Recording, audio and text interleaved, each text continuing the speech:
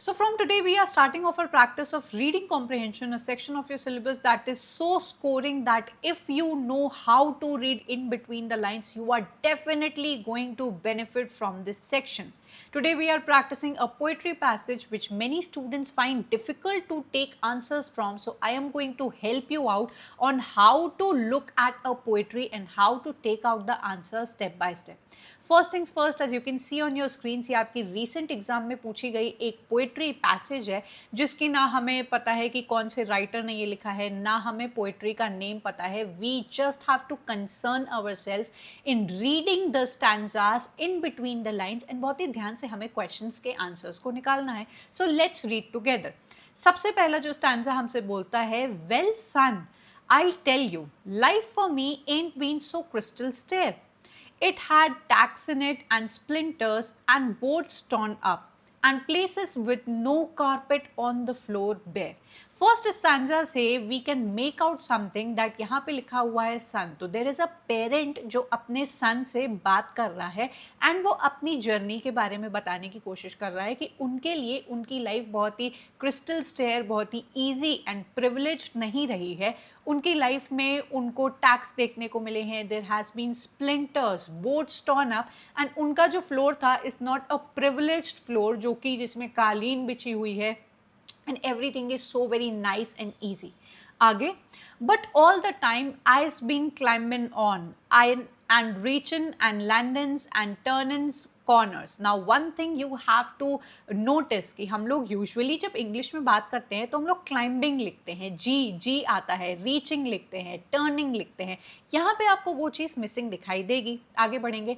And sometimes going in the dark where there ain't been no light. So boy, don't you turn back. Don't you sit down on the steps, cause you finds it's kinda hard. Don't you fall now, for I still going on, honey. I still climbing and life for me ain't no crystal stair. ये line फिर से आपकी repeat हुई है जो second line में use की गई थी. सो मोटा मोटा अगर हम लोग देखने की कोशिश करें कि इस छोटी सी पोएम को पढ़ने के बाद we can get out something from this कि देर इज़ अ पेरेंट जो अपने सन से बात कर रहा है एंड वो अपनी डिफ़िकल्ट जर्नी को बताते हुए द स्ट्रगल्स एंड कैसी डिफ़िकल्ट लाइफ रही है उनकी, द लाइफ जर्नी जिसको वो हर वक्त क्लाइम कर रहे हैं, रीच कर रहे हैं, टर्न कर रहे हैं, उसको स्ट्रगल्स को फेस करते करते वो आगे बढ़ते जा रहे हैं. एंड अपने बॉय को यहाँ पर उनका एक मैसेज भी है कि if your life is also full of struggles, don't U turn back and don't you forget the steps. आपको आगे बढ़ते चले जाना है. This is a simple thing जो बिना किसी क्वेश्चन को देखे हम लोग को एक मोटा मोटा समझ में आता है. Let's look at the question number 1. What advice does the speaker give to his or her son in the poem? अभी we are not clear कि the mother is speaking to the son or the father is speaking to the son. तो यहाँ पे his और her लिखा है जिसके लिए कोई परेशानी भी नहीं है. तो यहाँ पे आपका जो पेरेंट है वो क्या एडवाइस दे रहा है अपने सन को? Stay strong and never give up in life. Eat, drink and be merry. मजे करो. Never take risks in your life. Stay calm and wait for good fortune. तो पोएम को रीड करते ही एंड कॉमन सेंसिकल एक message निकालते ही हमें समझ में आया कि सबसे पहले वो अपनी लाइफ के स्ट्रगल्स के बारे में बात कर रहे हैं एंड अपने बेटे को भी, सन को भी वो यही बोल रहे हैं कि you should not turn back or you should not stop and you should never give up in your life, and this becomes your correct answer. This was very easy to guess. Second question, what kind of life does the line life for me no crystal stair signify? अब यहाँ पे ये line जो है वो 2 बार आपकी poetry में बोली गई है कि लाइफ इस पेरेंट के लिए बहुत ही क्रिस्टल स्टेयर नहीं रही है, बहुत ही ईजी एंड प्रिविलेज्ड लाइफ नहीं रही है जहाँ पर सब कुछ बहुत ही स्मूथली होता जा रहा है and everything is falling balanced way में ऑन टू इट्स प्लेस. तो यहाँ पे इस लाइन से हमें समझ में आ रहा है कि that particular parent is tell what is that parent try to tell, a life devoid of pain, कि क्या उनकी लाइफ में कोई भी पेन नहीं था, a life full of hardships and struggles. तो ये वाला ऑप्शन आपका हो सकता है. Let's read another, an idle and perfect life a life full of miracles and blessings. तो सेकंड वाला आंसर हमारा बहुत हद तक सही बैठता है और कनेक्ट भी कर रहा है आपके पहले क्वेश्चन से। Once you understand the idea of the poem कि वो क्या कहने की कोशिश कर रहा है, every single option and question that you read वो अपनी अपनी जगह पे will fall into its place, अगर आपने उसका एक जिस्ट थोड़ा सा निकाल लिया है। तो life for me is not a crystal stair से हमें इतना समझ में आता है कि लाइफ उनके लिए was full of hardship and struggles. This was quite easy.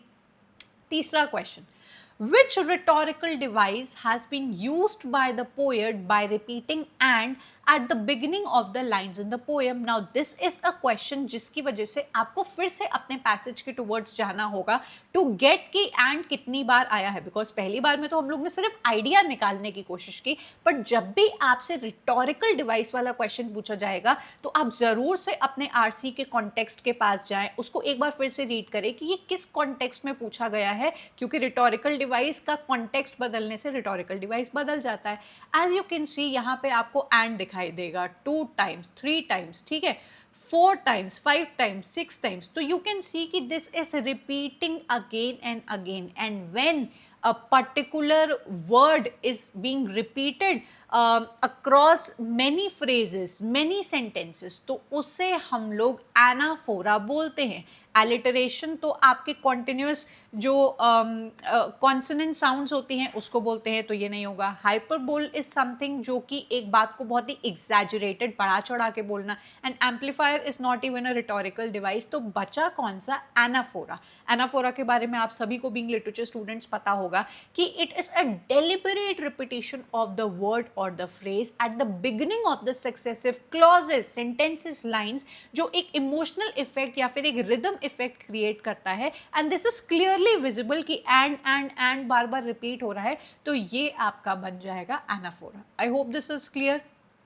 बाकी ऑप्शंस क्यों नहीं होंगे वो भी मैंने यहाँ पे लिख दिए हैं कि एलिट्रेशन आपका इनिशियल कॉन्सोनेंट साउंड्स होते हैं, जैसे पीटर, पाइपर, पिक्ड, पेग, तो पीपीपी रिपीट हो रहा है, एंड में हमें कुछ भी ऐसा देखने को नहीं मिला। Hyperbole is an exaggeration, and amplifier is not a rhetorical term और a device but it is sometimes used for repetition, तो यहाँ पे वो चीज़ नहीं होगी। ठीक है, अगला क्वेश्चन हमसे पूछा जा रहा है। आई होप डियर स्टूडेंट्स कि आपको ये क्वेश्चंस लगा के इजी लग रहा होगा कि this is how when you are sitting on in your exam centre, अपनी कंप्यूटर स्क्रीन पे आप बैठे हो, तो इस तरीके से इजी वे में एक एक क्वेश्चन को कनेक्ट करते हुए आपको अपने आंसर्स निकालने हैं। कोई भी आपका सजेशन एंड फीडबैक हो इसको पढ़ते पढ़ते ही, तो उसको अभी से ही कॉमेंट करके जाना, and do tell me your feedback and your original problems and struggles that you people face. अगला क्वेश्चन हमसे पूछता है, which one of the following is an extended metaphor in the poem? Now let me tell you, ये question उस बच्चे से निकलेगा जिसको पता होगा कि एक्सटेंडेड मेटाफर क्या है। हमेशा जब भी आपके एग्जाम में एक पोइट्री पैसेज या प्रोज पैसेज पूछा जाता है तो आरसी से रिलेटेड आपके 2 या 3 क्वेश्चंस होते हैं, बट देन आपके लिटरेरी डिवाइसेस एंड टर्म्स की भी जो समझ है वो भी आपके आरसी के थ्रू ही जज की जाती है। So metaphor is the comparison of 2 dissimilar ideas और थिंग्स जो आपको सिंबॉलिकली एक आइडिया एंड मैसेज देने की कोशिश करता है। एक्सटेंडेड मेटाफर एक ऐसा आपका लिटरेरी डिवाइसेस होता है जहां पर आप एक टाइप के कंपैरिजन को यूज तो करते हो, मेटाफर है तो कंपैरिजन होगा, but that comparison continues through out the poem और द पैसेज। कि आपने सपोज बोला कि लाइफ इज अ जर्नी, कि हमारा जो जीवन होता है वो एक सफ़र की तरीके से होता है, ये आपने पहली लाइन बोली, लेकिन आप पूरी पोएम में फिर आप रोड्स की बात कर रहे हो कि उसमें रास्ते आते हैं, उसमें मोड़ आते हैं, उसमें बाधाएं आती हैं, ऑब्स्टिकल्स आते हैं, तब आप अपनी मंजिल पर पहुंचते हो। तो ये डिफरेंट डिफरेंट मेटाफर्स आपके सामने बार बार आ रहे हैं in the form of life as a journey. तो जर्नी आपका एक एक्सटेंडेड मेटाफर बन जाएगा जो पूरी पोइट्री के थ्रू या बार बार रिपीट हो रहा है, उसकी इमेजेस एंड उनके आइडियाज मल्टीपल इमेजेस के थ्रू आपके सामने आ रहे हैं।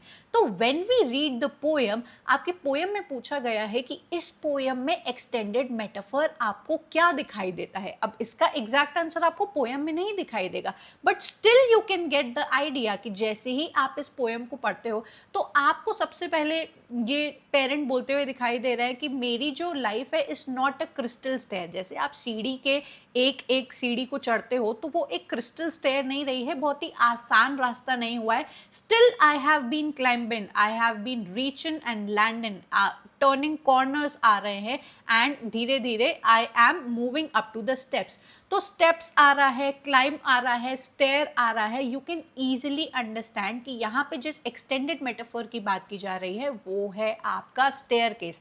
एक जो सीढ़ी होती है वहीं पे तो आप स्टेप के बारे में बात करोगे, क्लाइंब करने के बारे में बात करोगे, टर्न टेकिंग के बारे में बात करोगे एंड अपनी डिफिकल्टी के बारे में बात करोगे।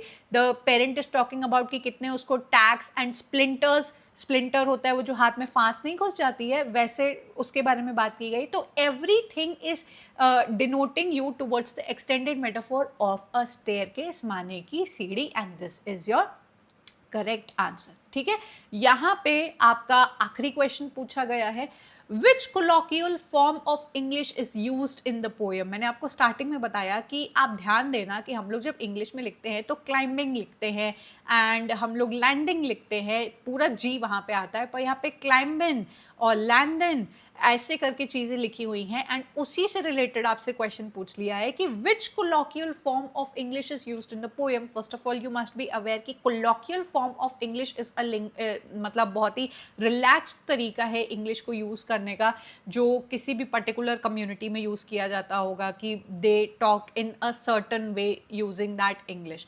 ये वाला जो क्वेश्चन है ना वो उन बच्चों से बनेगा जो कि बहुत ही मूवीज़ वगैरह देखते हैं and they are aware of the dialect and the accent used by the African American people. आपने अगर मूवीज़ या फिर आप बहुत एफ्रो सॉन्ग्स अगर सुनते हैं तो यू आर क्लियरली अवेयर कि एन नो क्या कहते हैं, ऐसे वो लोग यूज़ करते हैं कि ain't no busy, ain't no शेट, मतलब ऐसे करके वर्डिंग्स वो लोग यूज़ करते हैं। क्लैम्बिन बोलते हैं, जी वर्ड का वो लोग यूज़ नहीं करते हैं। द अफ्रीकन अमेरिकन पीपल, उनका ये जो एक्सेंट होता है एंड डायलेक्ट होता है वो बिल्कुल अलग होता है।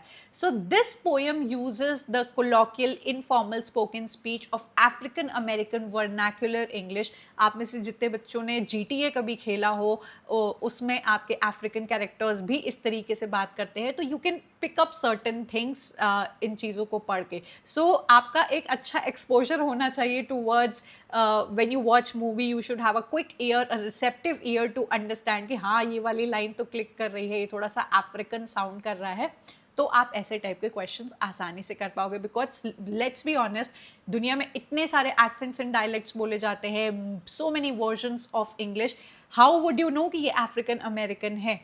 एक और चीज़ है कि अगर आपने इस पोएम को पढ़ा होगा, ये पोएम बिलोंग करती है लैंगस्टन ह्यूज को, जो एक बड़ी पॉपुलर पोएम है, mother to son, and he was a major figure of Harlem renaissance, जो कि अफ्रीकन अमेरिकन आइडेंटिटी एंड उनके रेजिलियंस के बारे में बात करता है। Whatever racism they were facing in the area of Harlem, New York, उस मूवमेंट के बारे में ये बात करते हैं कि how a resilient mother is through a dramatic monologue is giving all the lessons to her son ki I did not have a life of privilege, my life was full of hardships and struggles, and you will have to also be resilient enough and you will not have to turn your back and move forward in your life. So mother to son ke andar she talks about the struggles she has faced, and staircase को as an extended metaphor use किया गया है। बहुत सारे ऐसे images आपको दिखाए गए हैं जैसे tacks and splinters and bare floors, जो शो करता है कि वो अपने सन को बता रही है कि you have to keep climbing, you do not have to give up, you have to be, you must have strength enough कि आप अपनी लाइफ के हर चीज़ को एक्सेप्ट करो और आगे बढ़ते जाओ। And the dialect that she uses is a very warm dialect, how our mothers talk to us in a very casual manner, जो ऑथेंटिक वॉइस में उन्होंने बात की है अपने अफ्रीकन अमेरिकन कोलोकियल वे में, जो कि एक working class African American women की लाइफ को दिखाता है, who has dealt with a lot of racism and bad experiences while being in another country as a migrant.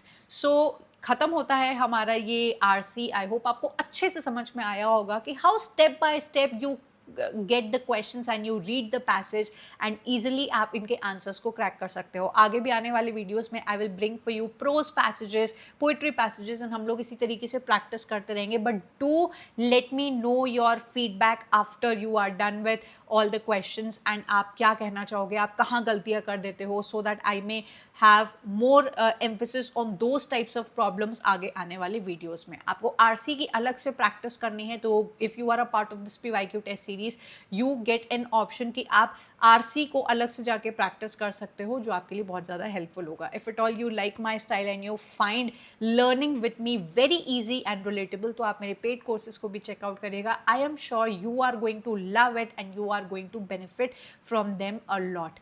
Do join my Telegram and WhatsApp channel for every new notification and free PYQ test series because ये आपको daily basis पे already मिल रही है। मुझे अपना feedback ज़रूर से बताइएगा इस वीडियो को लेके। I am going to meet you up next in yet another video. Up till then bye and take care.